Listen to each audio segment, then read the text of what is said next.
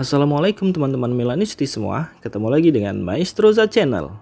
Sebelum nonton video-video kita, jangan lupa untuk di subscribe dan tonton videonya sampai habis ya, supaya Maestroza bisa terus semangat berbagi info tentang klub kesayangan kita, AC Milan.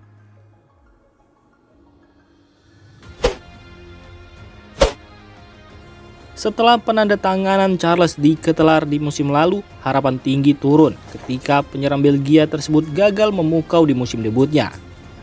Di musim ini, sensasi yang sama terulang ketika Milan mengumumkan penandatanganan Samuel Chukwueze pada musim panas berikutnya. Namun, hingga saat ini investasi besar ini belum menghasilkan kinerja yang diharapkan. Samuel Chukwueze, pemain sayap asal Nigeria, tiba dengan biaya 20 juta euro plus bonus tambahan 8 juta euro. Meskipun memiliki catatan impresif di Villarreal, penampilannya di Serie A masih jauh dari ekspektasi. Meskipun ada kilasan kegemilangan di Liga Champions, penampilannya di Liga Domestik seringkali mengecewakan. Dalam kolomnya untuk Milan News, Pietro Mazzara menyoroti ketidakpuasan internal klub terhadap penampilan Chukwueze. Bahkan penampilannya yang kurang konsisten di Liga Italia menunjukkan potensi masalah yang lebih dalam.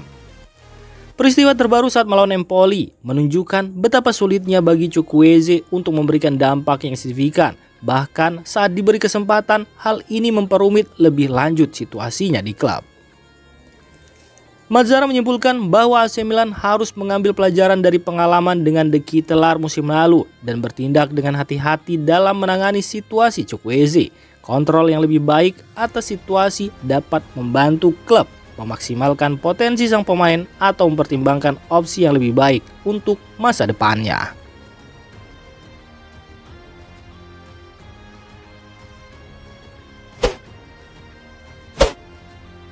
Kesulitan yang dialami AC Milan di lini tengah musim ini semakin terlihat. Namun, saat melawan Empoli, pelatih Stefano Pioli mungkin telah menemukan komposisi ideal untuk lini tengahnya ke depan.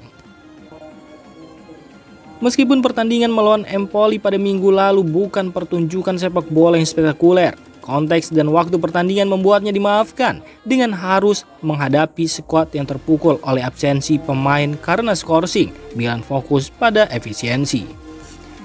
Hasilnya, Milan mampu meraih kemenangan tipis 1-0 tanpa kebobolan, menyiapkan mereka dengan sempurna untuk pertandingan pendatang melawan Slavia Praha. Kunci efisiensi tersebut terletak pada kemitraan di lini tengah, terutama antara Ismail Benacer dan Tijani Reinders. Menurut laporan dari Gazzetta dello Sport, kemitraan ini menghasilkan 200 sentuhan bola di antara keduanya, hampir 3 kali lipat dari gabungan sentuhan kemitraan bek tengah Empoli. Tijani Reinders dan Ismail Benacer menunjukkan keterampilan yang saling melengkapi dengan sempurna dalam pertandingan tersebut. Ismail Benacer sebagai regista mampu membuka ruang dan mengambil resiko dengan percaya diri, didukung oleh permainan yang solid Tijani Reinders yang memiliki fleksibilitas taktis yang luar biasa. Namun, keistimewaan terbesar dari kemitraan ini adalah kemampuan mereka untuk saling menggantikan peran tanpa kesulitan. Benacer dengan kepiawannya dalam mendistribusikan bola turun lebih dalam untuk memberikan umpan panjang kepada Reinders yang kemudian mengarahkan bola ke arah rekan setimnya untuk mencetak gol. Dengan performa yang membosankan tersebut, kemitraan Benacer dan Tijani Reinders menjanjikan masa depan yang cerah bagi Milan. Jika mereka terus mengembangkan hubungan ini, Rossoneri memiliki fondasi yang kuat untuk membangun kesuksesan di lini tengah mereka.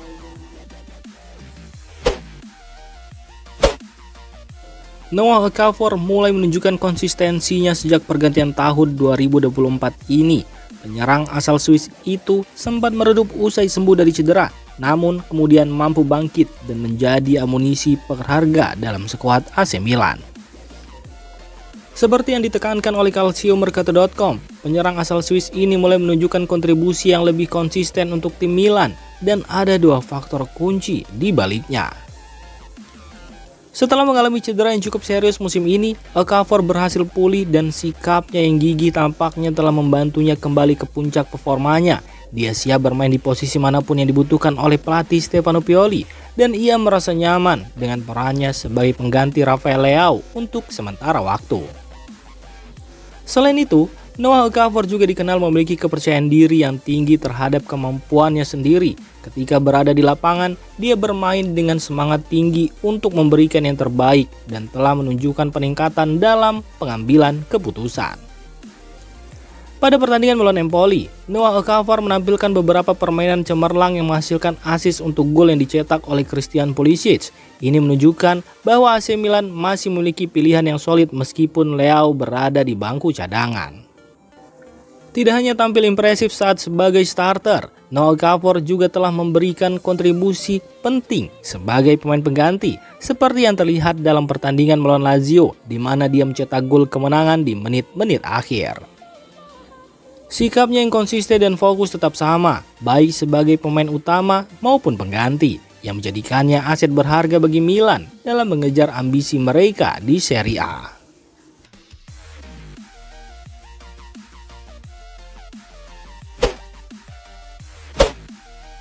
Francesco Camarda merayakan ulang tahunnya yang ke-16 kemarin, dan AC Milan bergerak cepat untuk mengamankan masa depan jangka panjangnya. Meskipun begitu, minat dari beberapa tim terus mengintai tanda tangannya. Tak banyak pemain muda di dunia sepak bola yang menarik minat sebesar Camarda saat ini. AC Milan terus menerima pertanyaan mengenai situasi pemain muda ini hingga ia menandatangani kontrak baru, dan mungkin lebih dari itu. Camarda telah dibandingkan dengan beberapa striker elit seperti Zlatan Ibrahimovic, Karim Benzema, dan Erling Haaland. Perbandingan ini didasarkan pada pencapaiannya yang memecahkan rekor di level pemuda. Menurut laporan dari Foot Mercato, AC Milan tetap dalam posisi unggul untuk mempertahankan Camarda meskipun menunda pembaruan kontrak hingga Juli. Namun, minat dari beberapa klub Liga Inggris tetap ada. Minat tersebut tidak hanya datang dari Inggris, karena Juventus dan Inter Milan juga terus menunjukkan ketertarikan pada pemain muda berbakat ini. Juventus bahkan mencoba untuk membajak Camarda dari AC Milan sebelum ia menandatangani kontrak profesional pertamanya, dan mereka tetap tertarik untuk merekrutnya di tahun-tahun mendatang. Namun dengan keinginan Camarda untuk memberi kontraknya dengan Rossoneri akan menjadi tantangan besar bagi klub lain untuk membawanya pergi dari klub yang dicintainya, terutama untuk bergabung dengan rival seperti Juventus ataupun Inter Milan.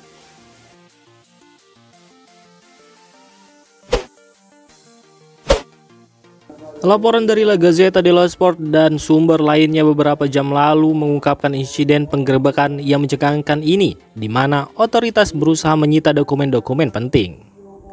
CEO Milan, Giorgio Furlani, dan mantan CEO Ivan Gazidis saat ini tengah menjadi sorotan kantor Kejaksaan Milan dalam penyelidikan yang sedang berlangsung. Fokus penyelidikan ini adalah pada transaksi antara Redbird Capital dan Elliott Management yang terjadi pada tahun 2022 lalu yang menjadi sorotan utama dalam kegiatan tersebut. Menyikapi kejadian tersebut, pihak Elliott Management telah memberikan pernyataan resmi. Mereka menegaskan bahwa tuduhan yang menyebut klub masih dimiliki oleh Elliott dan disembunyikan dari Federasi Sepak Bola adalah tidak benar.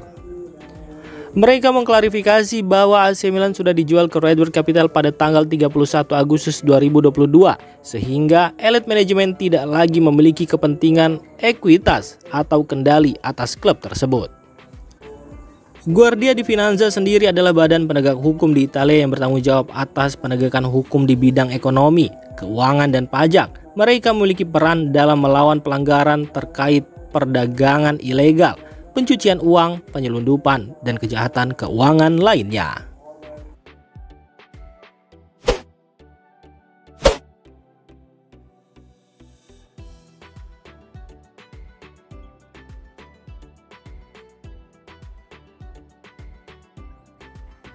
Demikian informasi dunia sepak bola terupdate hari ini.